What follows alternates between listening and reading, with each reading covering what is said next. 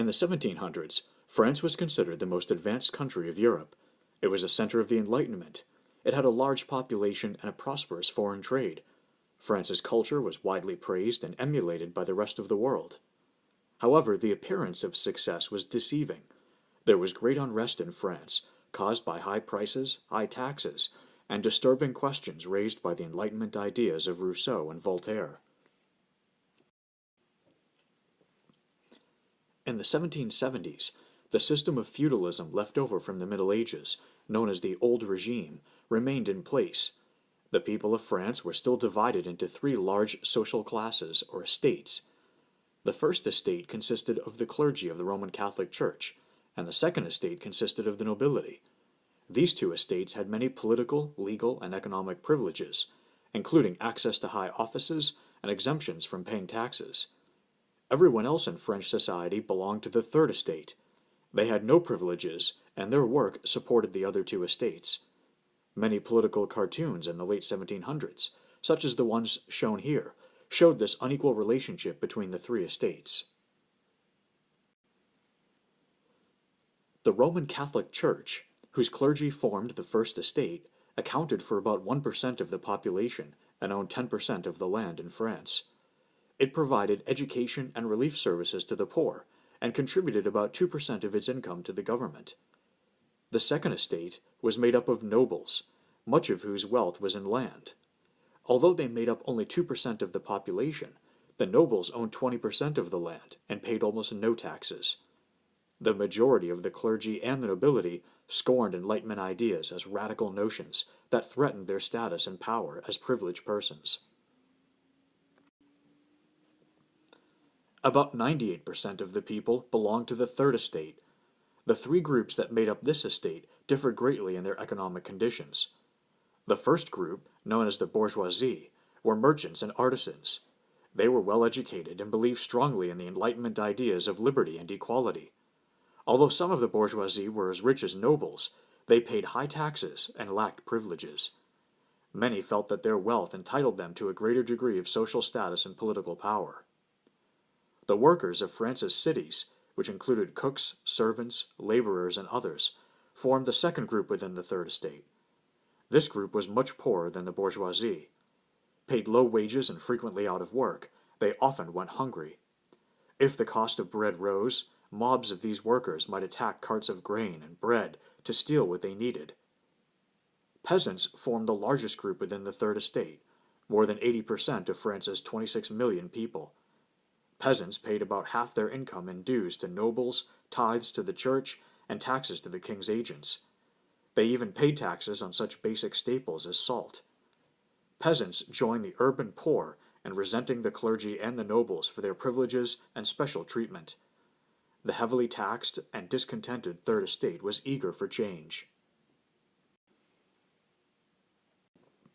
In addition to the growing resentment of the lower classes, other factors were contributing to the revolutionary mood in France. New views about power and authority in government were spreading among the third estate. The people began questioning long-standing notions about the structure of society, and using words like equality, liberty, and democracy. The success of the American Revolution inspired them, and they discussed the radical ideas of Rousseau and Voltaire. Many educated members of the Third Estate shared the beliefs of the Comte d'Entrejeu, a friend of Rousseau's. The Third Estate is the people, and the people is the foundation of the state. It is, in fact, the state itself. The other orders are merely political categories, while by the immutable laws of nature, the people is everything. Everything should be subordinated to it. It is in the people that all national power resides, and for the people that all states exist. By the 1780s, France's once prosperous economy was failing. The population was expanding rapidly, as were trade and production. However, the heavy burden of taxes made it impossible to conduct business profitably within France. The cost of living rose for everyone. In addition, bad weather caused widespread crop failures, resulting in a severe shortage of grain. The price of bread had doubled by 1789, and many people faced starvation. During this period, France's government sank deeply into debt. Extravagant spending by the king and queen was part of the problem. Louis XVI, who became king in 1774, inherited part of the debt from his predecessors. He also borrowed heavily in order to help the American revolutionaries in their war against Great Britain, which was France's chief rival. The American Revolution succeeded, but it also nearly doubled the French government's debt. When bankers refused to lend the French government any more money, Louis faced serious problems. Strong leadership might have prevented the coming crisis, but Louis XVI was indecisive and allowed matters to drift. He paid little attention to his government advisors, preferring to spend his time hunting or tinkering with locks rather than attending to the details of governing. Louis had married his wife, Marie Antoinette, when he was 15 and she was 14. Because Marie was a member of the royal family of Austria, France's longtime enemy, she became unpopular as soon as she set foot in France. As queen, Marie spent so much money on gowns, jewels, and gifts that she became known as Madame Deficit. Rather than cutting expenses and increasing taxes, Louis put off dealing with the emergency until France faced bankruptcy. Then, when he tried to tax aristocrats, the Second Estate forced him to call a meeting of the Estates General, the assembly of representatives from all three estates. Louis hoped to get approval for tax reform, but the nobles saw the meeting as an opportunity to regain their power and limit the power of the monarchy. The Estates General met for the first time in 175 years on May 5, 1789, at Versailles. As soon as it began, the Estates General became embroiled in debate over procedure. At issue was how the assembly would make its decisions. The clergy and the nobles had dominated the Estates General throughout the Middle Ages, and expected to do so in the 1789 meeting. Under the Assembly's medieval rules, each estate's delegates met in a separate hall to vote, and each estate had one vote. The two privileged estates could always outvote the Third Estate. The Third Estate delegates, who were mostly members of the bourgeoisie whose views had been shaped by the Enlightenment, were eager to make changes in the government. They insisted that all three estates meet together, and that each delegate have a vote. This would give the advantage to the Third Estate, which had as many delegates as the other two states combined. Siding with the nobles, the king ordered the Estates General to follow the medieval rules. The delegates of the Third Estate, however, became more and more determined to wield power. A leading spokesperson for the viewpoint of the Third Estate was a clergyman sympathetic to their cause, the Abbé Sieyès. In a famous and influential pamphlet titled "What is the Third Estate?" he argued, "What is the Third Estate? Everything. What has it been up to now in the political order? Nothing. What does it demand? To become something herein."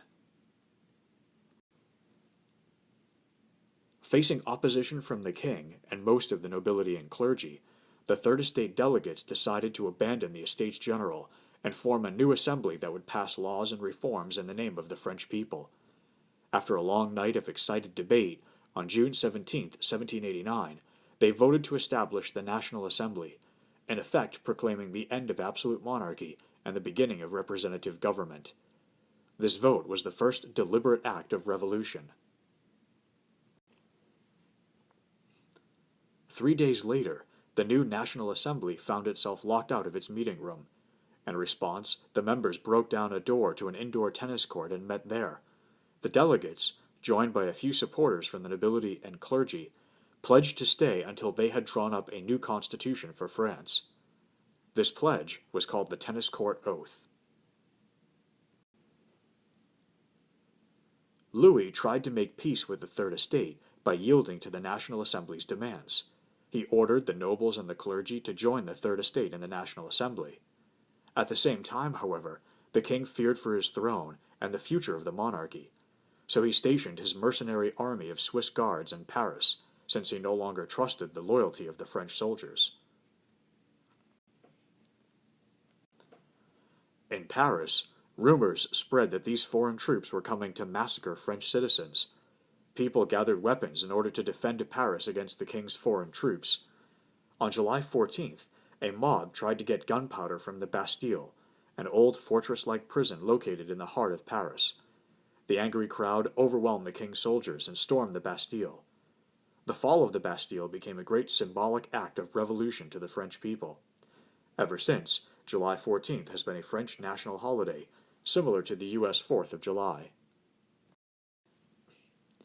Before long, rebellion spread from Paris into the countryside. From one village to the next, wild rumors circulated that the nobles were hiring outlaws to terrorize the peasants. A wave of senseless panic called the Great Fear rolled through France throughout the summer of 1789. When the peasants met no enemy bandits, they became outlaws themselves.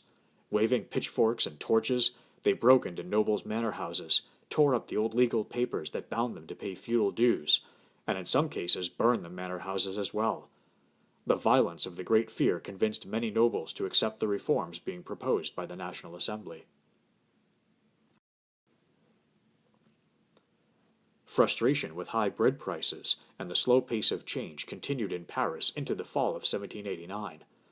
In October, a crowd of approximately 6,000 Parisian women rioted over the rising price of bread. Their anger quickly turned against the king and queen. Seizing knives and axes, the women and a great many men marched on Versailles. They broke into the palace and killed 2 guards. The women demanded that Louis and Marie Antoinette come to Paris. Faced with an angry mob, the king agreed to take his wife and children to Paris. 3 hours later, the king, his family, and servants left Versailles, never again to see their magnificent palace. Their exit signaled the change of power and radical reforms about to overtake France.